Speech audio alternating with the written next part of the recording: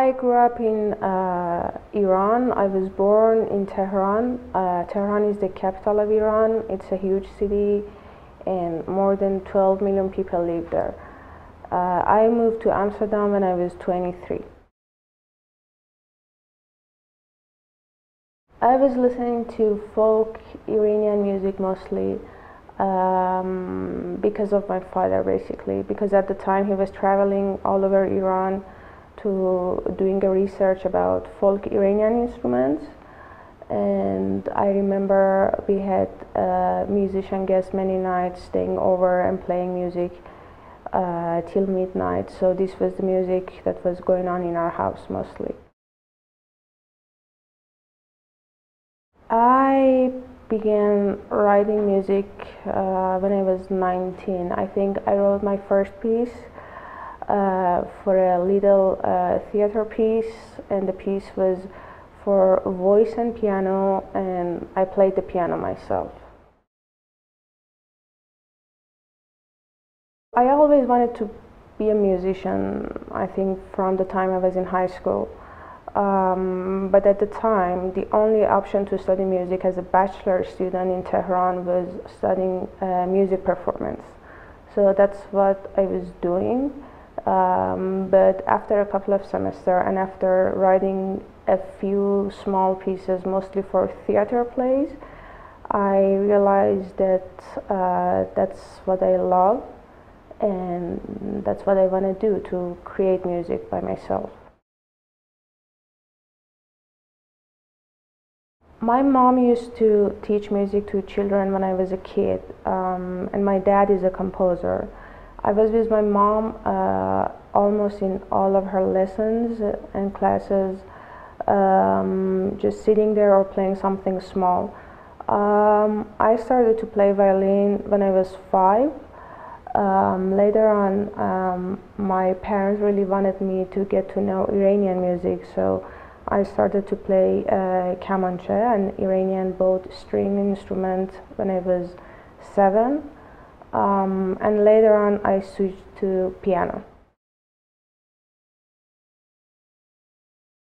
I think I was in high school and my piano teacher gave me a couple of recordings, and I think in one of them there was a recording of a string quartet by Beethoven.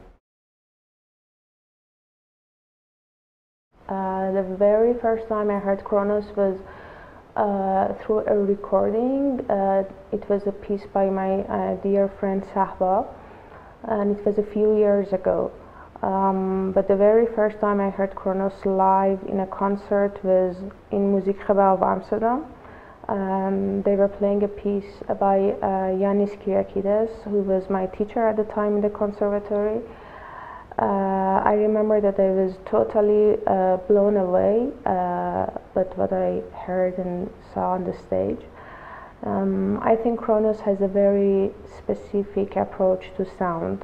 The way they work together, but at the same time they keep their individuality, is so tender and delicate, but at the same time strong. And they create a very special sound world that you don't find it anywhere else, and I think that's why they're so special. My work is about details. It's about making different sounds and textures and combining them with each other. Another thing that I think has made Kronos so special is their openness to different cultural backgrounds. My musical background comes from Iran, not by choice but by nature. And this background is present in my work in different ways. It's in the melody, it's in the ornaments I use, it's in the texture, it's a lot of times in the harmony.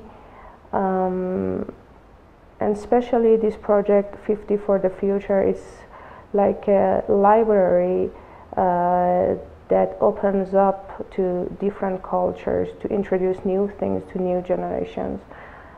So I think this could be also another reason. I think writing for string quartet is a luxury because it gives you endless opportunities and options to try. You have the strings, you have the bow, you have the fingers to use in different ways to create new sounds. But for me personally, the most important thing is the sense of bowing.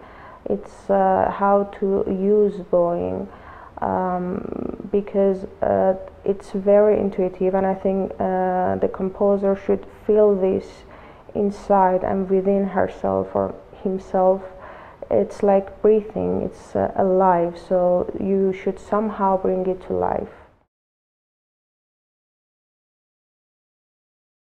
I think there is no bad idea. Any idea could be good. It just depends on how you work it through and how you approach it. For me, when I have an idea, it lives actually within me for sometimes for a couple of months. It's in my head, it's in my stomach, it's all over the place. But I only know if it's a good idea or not when I try it out, at least a little bit. The idea for this piece, Daughters of Soul, which the title is coming from a piece of a poetry by Iranian contemporary poem Ahmad Shamlou, is coming from the fact that I was asked many times in my life that how does it feel to be a female composer, or more specifically, how does it feel to be an Iranian film composer. So at one point I decided to explore this. I asked a lot of Iranian women artists in different fields. I had writers, painters, photographers, composers, directors to talk about this and to drop a couple of lines about this with their own handwriting. I made a video about this, portraying all this handwriting, but actually we don't hear anything, we just see a couple of words in Farsi. And Daughters of Soul is sort of speaking instead of these women when it's played. Playing the video in the live performance is optional. But that was basically the concept of this piece. But mostly this piece is about the spaces in between. It's not about borders, it's about making a sound and growing it. It's about the sound that wants to release itself, and actually it does at the very end. Well, this piece is about the spaces between the lines. It's about creating shadows and colors and combining them with each other. So it's very important to pay attention to all the details in the piece, the different types of vibratos, the bowing, and all sort of small things that might look very simple on the paper, but to get those sounds, it's not as easy. Another thing is that we live in a time that borders have less and less meanings every day. So as musicians, I think it's very important for us to be open and get to know other musical cultures and learn the new things. I write small poems and small texts. I used to write more when I was in my early 20s, but still when I get a chance to work with singers, I try to write the text myself, sometimes in English, but most of the times in Farsi.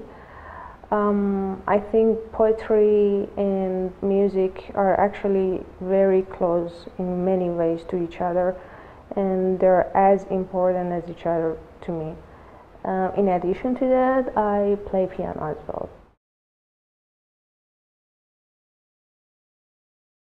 Every piece is a story. It's a reflection of the composer who has written it. It's a part of his or her life that has been conveyed to sound.